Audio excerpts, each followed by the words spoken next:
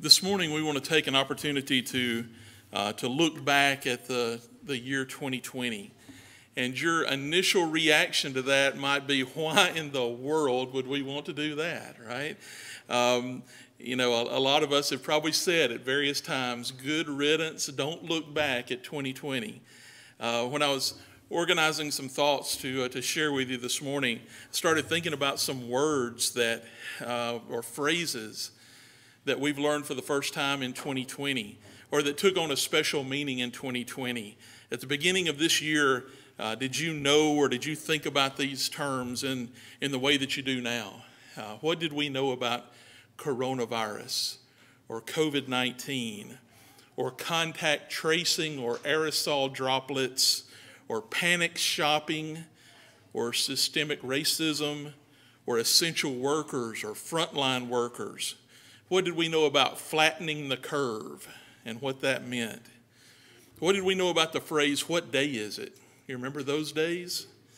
Or mail-in ballots, or PPE, or the CDC, or remote learning, or social distancing, or even about wildfires, or about Zoom. We didn't know what Zoom was. We thought that meant to go fast.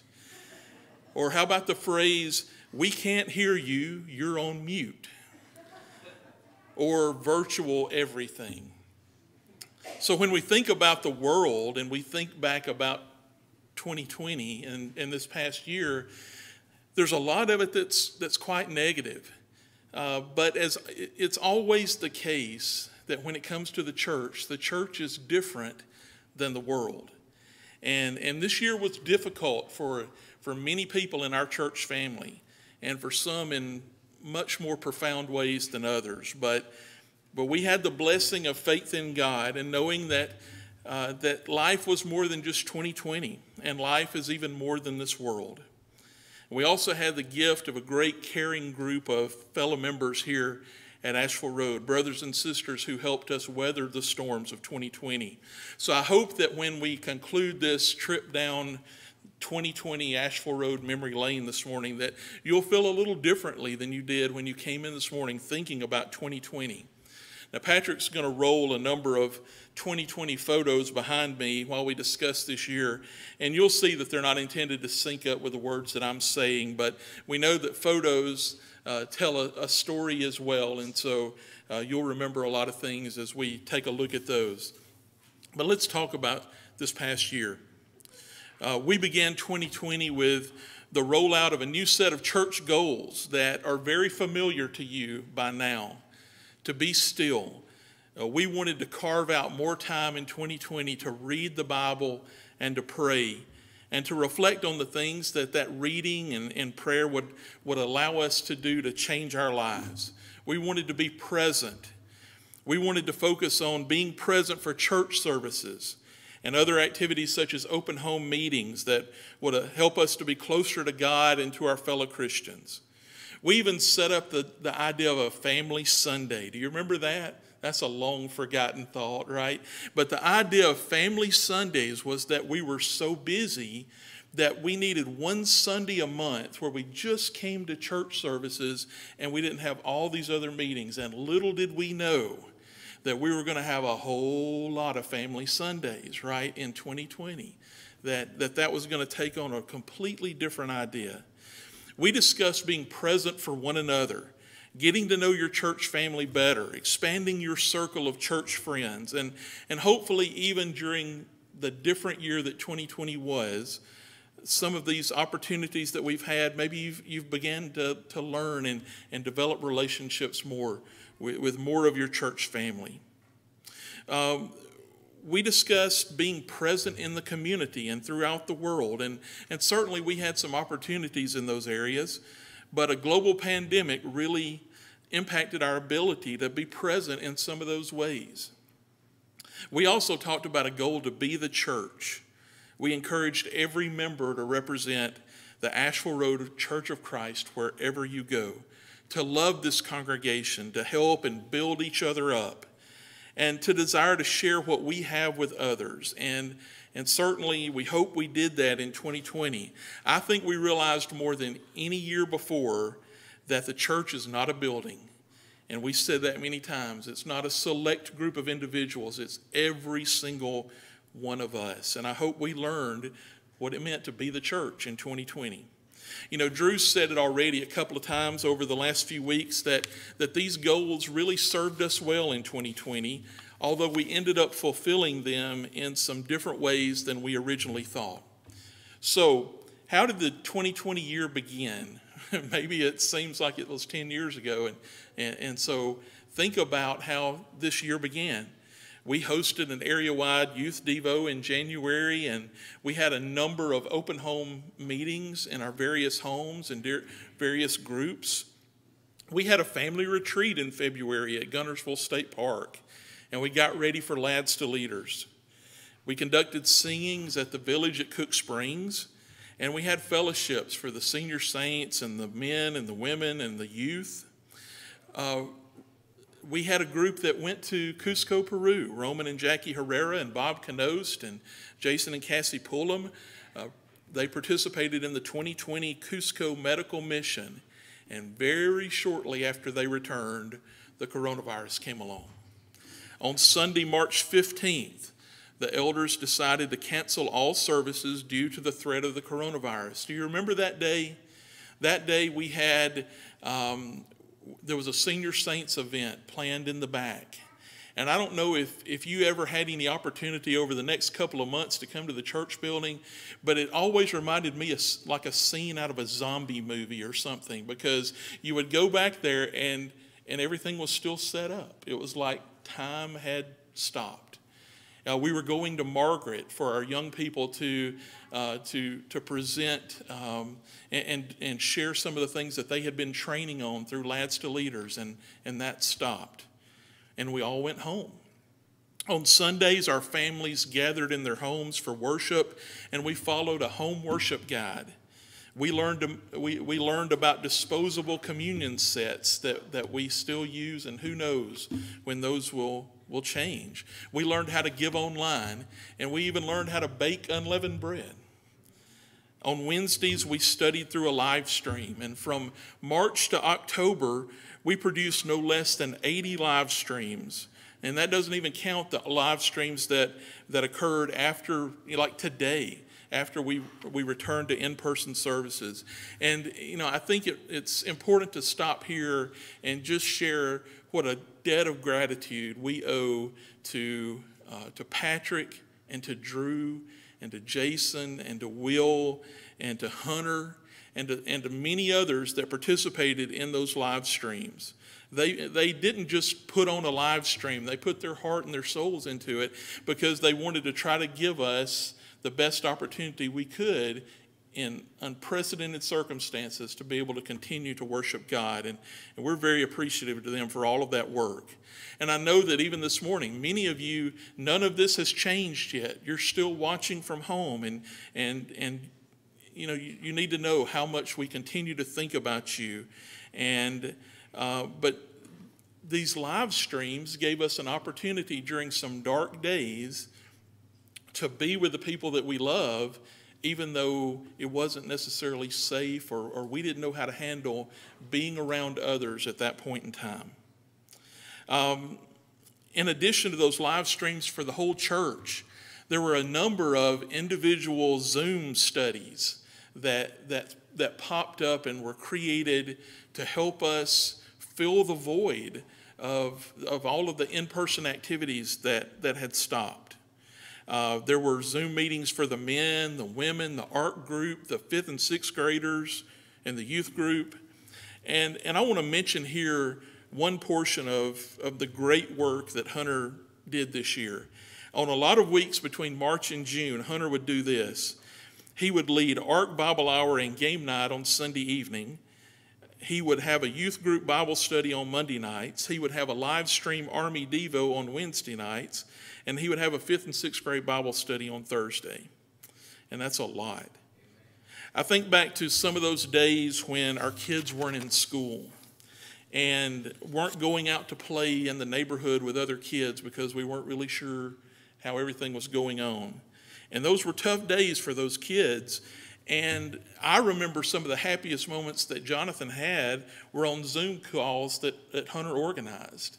I can remember him running through the house one evening, and I was like, Jonathan, what are you doing? He said, we're having a scavenger hunt. And, that just, brought a little normalcy to life. And we're indebted to Hunter for everything that he did. We're so blessed to have Hunter and Jeannie with us. And they just, in the last few days, celebrated their third anniversary with us. But doesn't it seem like they've been here a lot longer than 3 years? And I think you probably deserve, a couple of years or 3 years of service for 2020 maybe. And maybe that's the reason that it seems like they've been here much longer than that. But we're really blessed by them. So in the March time frame, our deacons developed a plan for helping those who had special needs during the crisis, and they developed a communication vehicle to share a need. And I can tell you that any need that was identified, they jumped on them like piranha. they were on them, and things were handled just right away, and we're appreciative to that group of men. There were generous donations of money and meals. You remember the full moon barbecue event and Thanksgiving turkeys that were given to our families.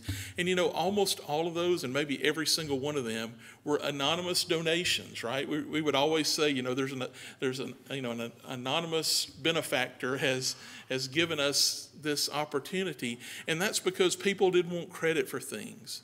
They just wanted to brighten people's days, and they wanted to help people who had a need. And that we were very blessed by that, and they very much met those intended goals. We were unable to connect in person, and so we found new ways to stay in touch, like encouragement caravans and front porch visits. And as a church family, we continued making calls and writing cards and mowing grass and helping with repairs and delivering groceries, delivering meals and offering prayers and helping where we could.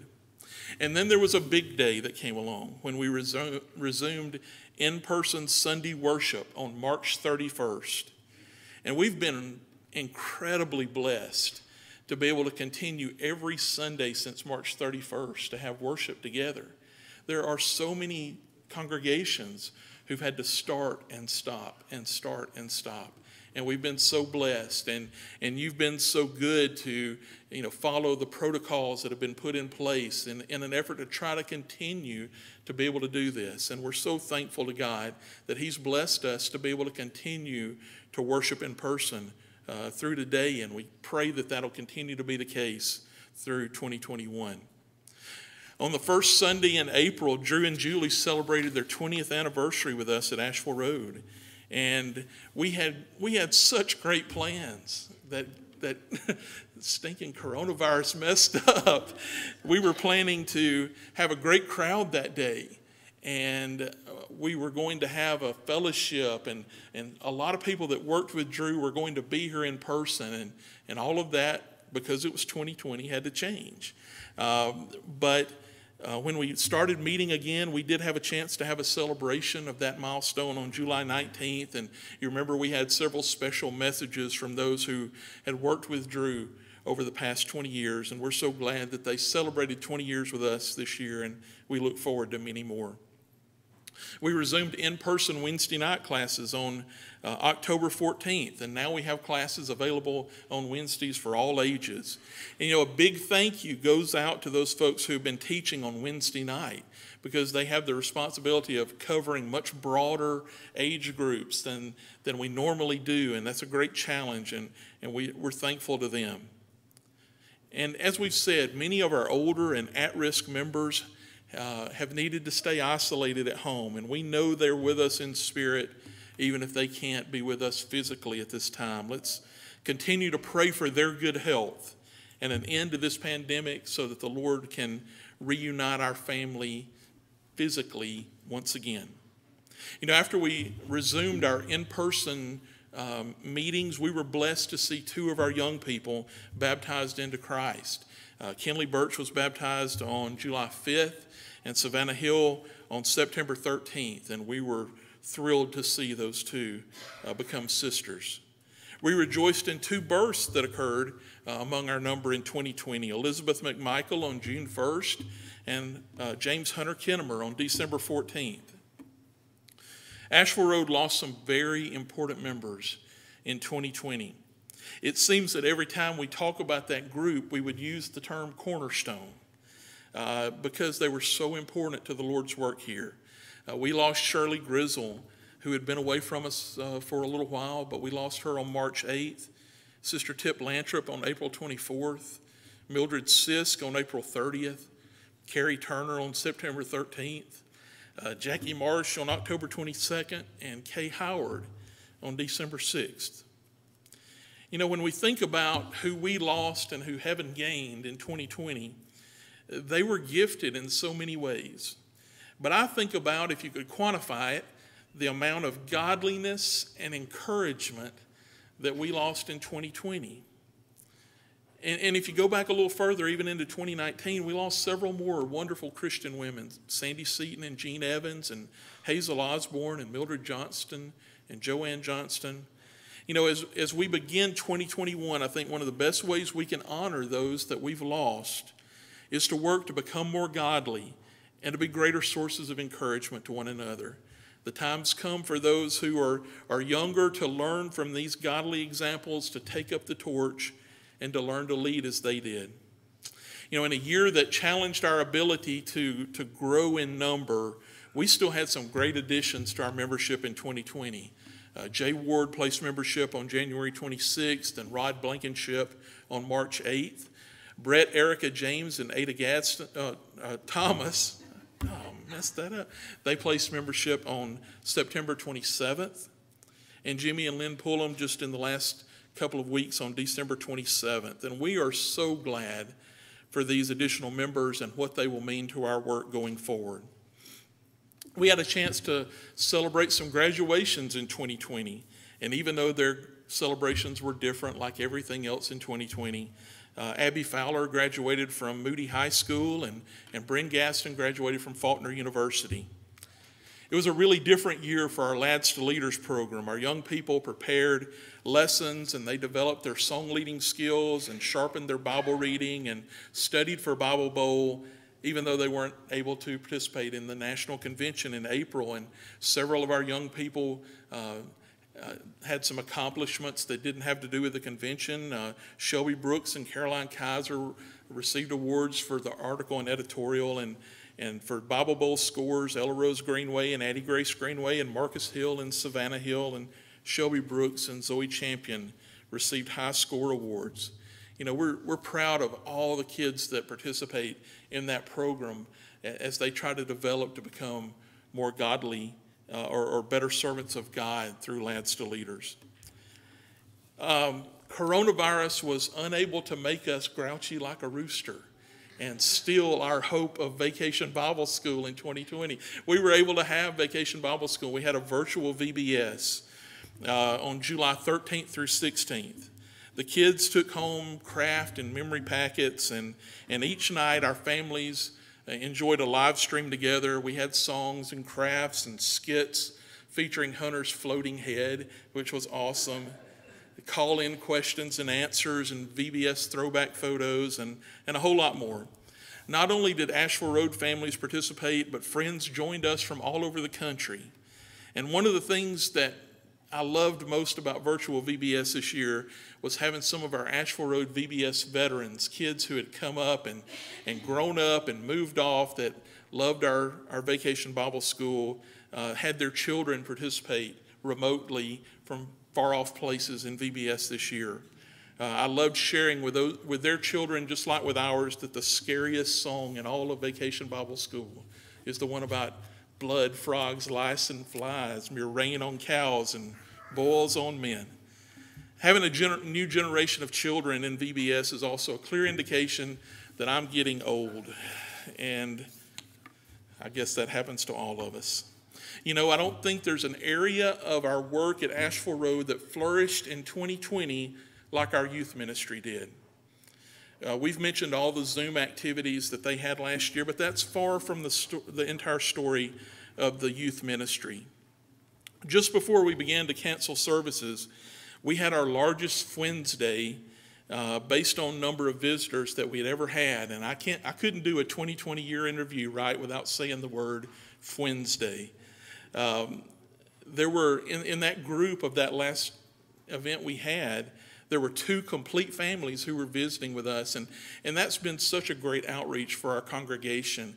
We're so thankful that Hunter put that together, and we're really so thankful for the example of our young people in bringing their friends to church. They are a model for us about outreach to others and about how we can grow through asking our friends to come to church with us.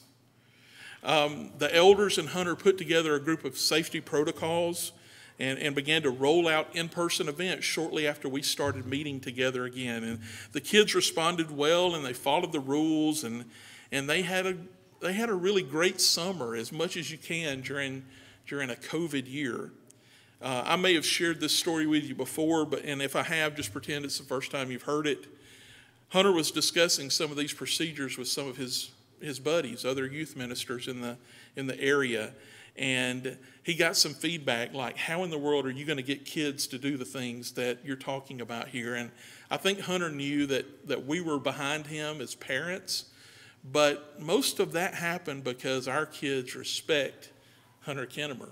And when he says do something, they do it. And they knew that he was trying to protect them, but he was also trying to help them and see to their spiritual needs as well. And this was just a great year for our youth ministry. I'm going to share one last thing, just the same, exactly how Hunter shared it with me. And he said this: more so than any other year, I've seen spiritual growth in our Army group. We had 2 sisters added to the body. Our Bible study discussions went deeper than they ever have, and relationships grew stronger than ever between our kids. Let's talk for just a minute about the financial condition of our congregation in 2020. You know, this was a difficult year across our country from a financial perspective, with businesses closing and people being furloughed and people losing their job. It was just a tough year. And we established a goal for our 2020 giving at the beginning of the year, and based on what we knew, and like so many things we've discussed this morning, that required adjustments. You might have looked at our contribution board somewhere along the way, and in many weeks we didn't make the number that was the budgeted amount. No one likes to see that, and maybe it concerns you. But very quickly, when we began to see the potential effects of the pandemic, our elders gave us direction to look at how we could adjust our plans in 2020. And there were a number of ministries where our expenses dropped naturally because of the things we just were not going to be able to do in 2020. So our giving dropped by a little over 4% in 2020, but our expenses dropped by over 9%. And our bank account balance at the end of 2020 was better than it was at the end of 2019. And you're to be commended for continuing to give through hardships and times when even where you were not, maybe you're still not even here physically. And we're so thankful that you continued to be faithful in your giving. All of our bills and all of our salaries were paid in 2020, and we fulfilled every commitment that we made to a missionary anywhere. We actually increased our benevolence because the needs in that area of our work increased in 2020. And we even ended up in a situation where we were able to do some projects that had not originally been budgeted for 2020.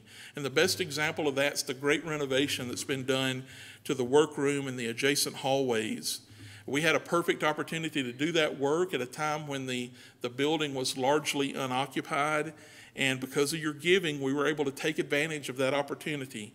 And we're thankful to Will and Jeannie Brooks and Roman Herrera and a lot of others who did a great job with that renovation effort.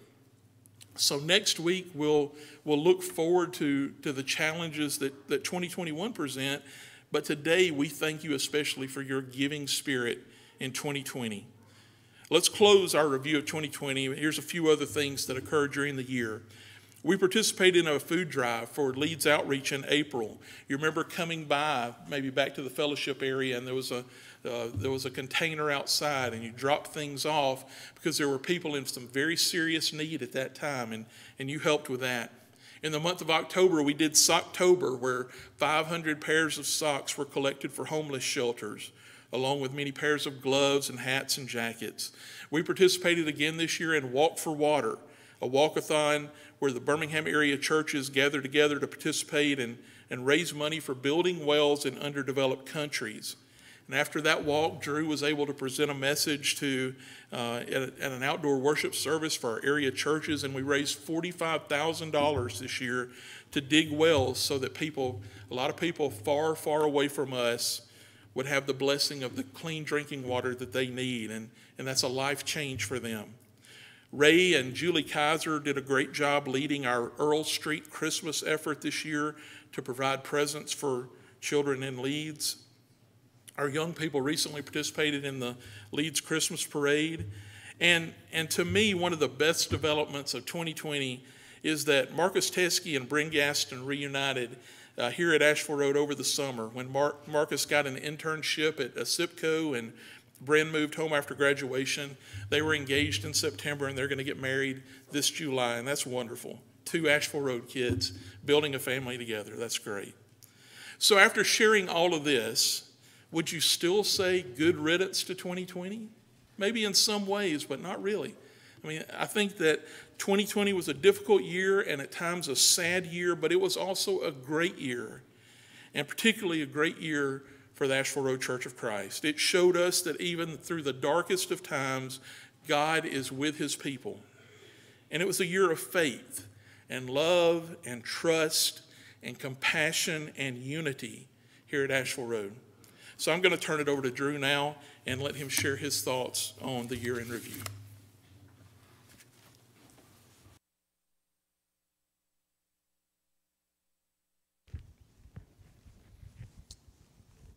If we look back on the national news, the global news, we see a really dark picture of 2020. But if we look back on our personal lives and ask ourselves, for my family, for me, was 2020 a good year? A lot of us would say 2020 was full of blessings. Now, there were disappointments and there were losses, and we realize that. But every year has disappointments and losses.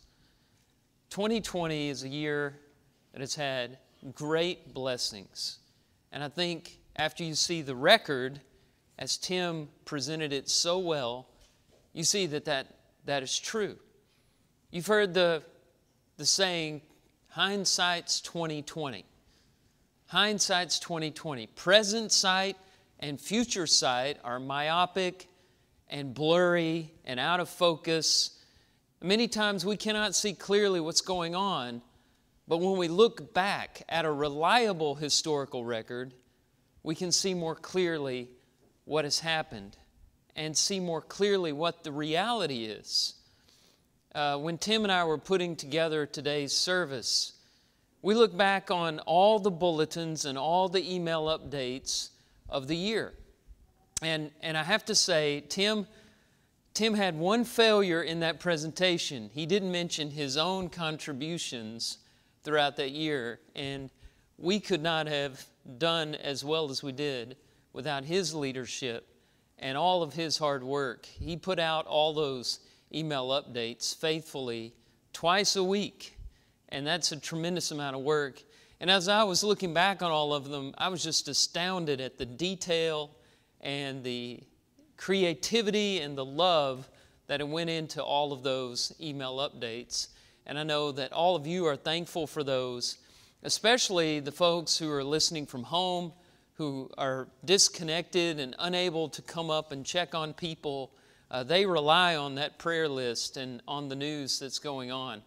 I look back over those, and as I went over each and every one of them, I became more and more and more encouraged as I saw all those pictures and all the reports, and I was reminded of what really happened over 2020. When you look back on a reliable historical record and see what God has done, it's a rather encouraging experience. And for that reason, I want to look at Psalm 77. Because in Psalm 77, the author looks back on the reliable record and he receives encouragement from it. He repeats the theme of remembering over and over again. If you're looking at it, notice, first of all, verse 3. When I remember God, I moan. When I meditate, my spirit faints. Verse 6, let me remember my song in the night. And verse 11, I will remember the deeds of the Lord. Yes, I will remember your wonders of old. When he looked back, he was encouraged, and it lifted him out of his trouble. He writes this from a very dark place. He's seeing a lot of trouble. If you look at the beginning of the psalm, he speaks of his day of trouble in verse 2. He says his soul refuses to be comforted. In verse 3, he says he moans and his spirit faints. But he decides to do something. What does he do? Does he wallow in self-pity? Does he decide to just give up and quit? Does he give up on the Lord? Does he just resign and give in to death? No. He decides to ponder the past according to the reliable record of God's actions, and that lifts him out of it. He reaches out to God in prayer, and it's productive prayer that he turns to. Now, a common complaint for a lot of Christians is when they're hurting, when they're in trouble, when they suffer loss, they want to pray. And if they could, they'd spend all night in prayer on their knees in prayer to God. But they just don't know what to say in those moments. Have you ever been like that? You know that you need to spend some time in prayer, and so you start pouring out your heart to God, and you feel like you've been praying a long time, then you look at the clock and 2 minutes have gone by, and you think, what else can I say? And you think back on all the stories in the Bible of people who prayed fervently to the Lord night and day, and you think, what did they say? Well, the psalmist solves this problem by praying to the Lord and remembering in his prayer what the Lord had done. In verse 1, he says, I cry aloud to God, and he will hear me. In the day of my trouble, I seek the Lord. In the night, my hand is stretched out without wearying. My soul refuses to be comforted. When I remember God, I moan. When I meditate, my spirit faints. This is the kind of prayer the Lord recommends in his parables. You remember the parable in Luke chapter 11 of the man who went to his friend at midnight. He said, give me 3 loaves of bread, for a friend has come to visit unexpectedly, and I have nothing in the house to share with him. And the man says, I'm in bed already. My kids are with me. It's too late.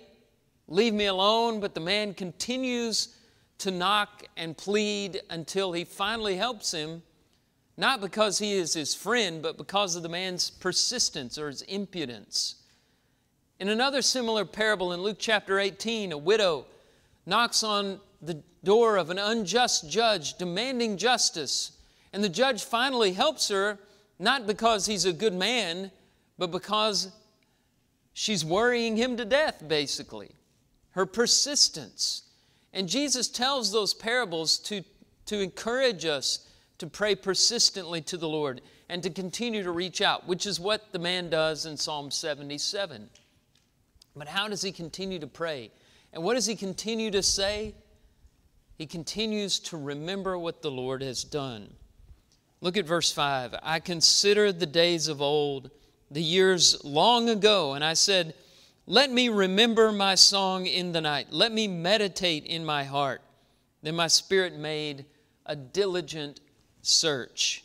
Verse 11, I will remember the deeds of the Lord. Yes, I will remember your wonders of old. I will ponder all your work and meditate on your mighty deeds. He looks back, and as he does this, he has to ask some bold questions. And those questions are contained in verses 7 and following. Look at them. Will the Lord spurn forever and never again be favorable? Has his steadfast love forever ceased? Are his promises at an end for all time? Has God forgotten to be gracious? Has he in anger shut up his compassion? Just as we looked back on the year 2020, he looked back in the past, not on his sense of the past or his failing memory, but on the actual reliable record of the past, asking these questions. Did the Lord forget about us? Did the Lord act faithlessly? Did He keep His promises? And look at the answers he received. They're contained in the verses that follow, verses 13 and following. Number one, he found that the Lord was holy. Look at verse 13. Your way, O God, is holy. What God is great like our God? Secondly, he found that the Lord is powerful, that He is able to save. In verse 14, he said, you are the God who works wonders. You have made known your might among the peoples. And one of the things he evidently remembered as he looked back was the crossing of the Red Sea, how Moses and the Israelites were running from the Egyptians, that powerful army. It was hot on their trail, and Moses didn't know what he was to do until the Lord told him to stretch out his staff over the sea. And he witnessed the waters part on the right hand and on the left, and the Israelites crossed on dry ground. And the Egyptians followed after them, but the Lord brought the waters crashing down on their chariots, on their horses, and on their soldiers. And the Israelites were saved. Listen to how he describes it in verses 16 and following. When the waters saw you, O God, when the waters saw you, they were afraid. Indeed, the deep trembled. The clouds poured out water. The skies gave forth thunder. Your arrows flashed on every side. The crash of your thunder was in the whirlwind. Your lightnings lighted up the world. The earth trembled and shook. Your way was through the sea, your path through the great waters. The Lord was powerful. He saw that much when he looked back at the record. And number three, he saw that the Lord is merciful and gracious. Look back at verse 15. He recognized that you with your arm redeemed your people, the children of Jacob and Joseph. They didn't deserve to be redeemed, to be brought out of the slavery they had found themselves in, but the Lord was gracious to forgive them and to bring them out of that place because they were His special people. And number four, something else that he saw was that the Lord is caring and that He leads His people like a shepherd leading his flock. Verse 20 says, you led your people like a flock by the hand of Moses and Aaron. And one last thing, one thing that he had to recognize as he looked back on history and saw the reality is that the Lord is mysterious. Sometimes His ways are inscrutable, which is symbolized perfectly by the crossing of the Red Sea. When he concluded his description of that in verse 19, he said, yet your footprints were unseen. When something moves through the water replaces the trail that it had made, and you can't see that it ever passed that way. And that's the way the Lord's ways often are. We don't always understand what He's up to. And so we have to depend on Him. We have to have faith. We have to trust. Now, there are two things that he did when he looked back on that record. One is he looked back on it objectively. He looked back to see what really happened, and he didn't let his feelings enter into the picture. He knew that he couldn't trust his emotions because he was in a very difficult time in his life. He was deeply troubled. He was hurt. He might have been blaming God. He said, when I think about God, I moan. And so he made himself look at the objective historical record. And the second thing that he did is he didn't focus on circumstances or events or people, but he focused solely upon the character of God, His steadfast love, His mercy, and His grace. And when he did that, he received encouragement. It lifted him out of his sorrows. Now, why can't we do that? When we're hurting, when we're in trouble, why can't we look back on the record. You say, where is that record? Well, for us, the reliable record that we remember is in the Word of God. We look back in the Bible and we see God's ways. That is our God. That is the one to whom we give our allegiance and our loyalty. He is the one we worship. And we should be able to look back and ask the same question. What God is great like our God? Now, I realize that some people do that, and it just doesn't work for them. I know that's a common thing. Somebody says, I look back and I know these things about God with my head, but I can't feel it with my heart. I know God is gracious. I know that He forgives, but I don't feel forgiven. I know that He's merciful, but I still feel guilty. I know that He saves, but I still feel lost. I know that He's there, but I still feel so alone.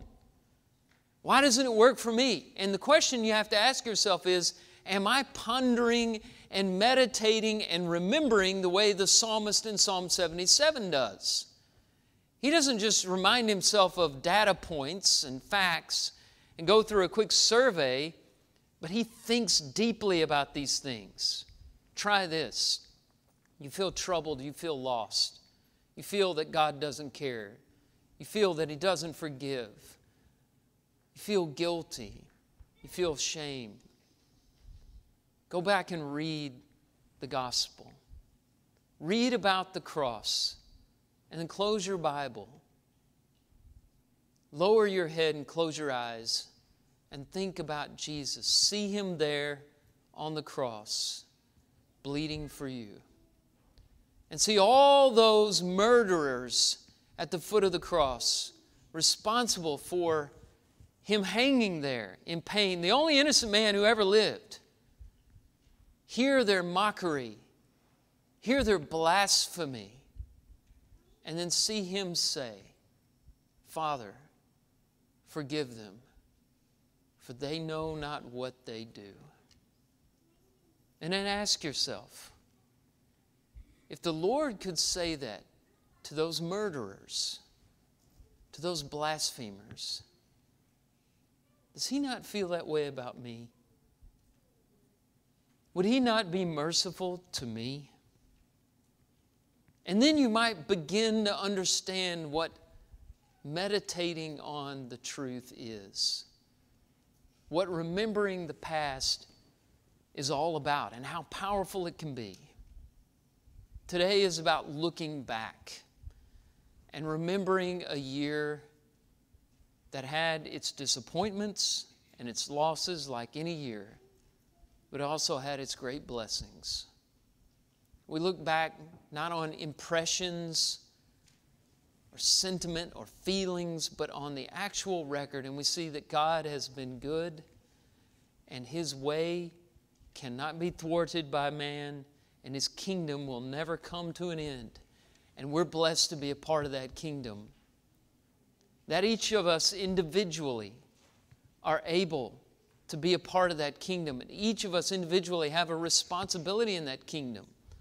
Listen, when we look back on that year, we're not looking at just the Ashville Road Church of Christ. We're looking at you and me. Because without us as individuals, there is no Ashville Road Church of Christ. There is no church. It's all about each and every one of us.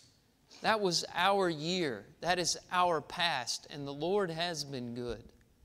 And He is with us. He is present today.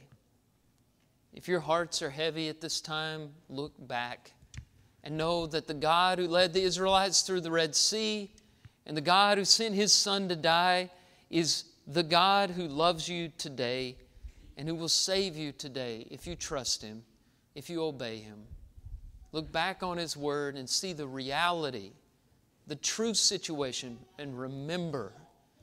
And if in remembering you see that there's something lacking, something you need to change, let your church family pray with you and help you do whatever is needed so that you can be in a faithful relationship with God again. We're going to sing an invitation song, and if we can help you in any way, come now as we stand and as we sing.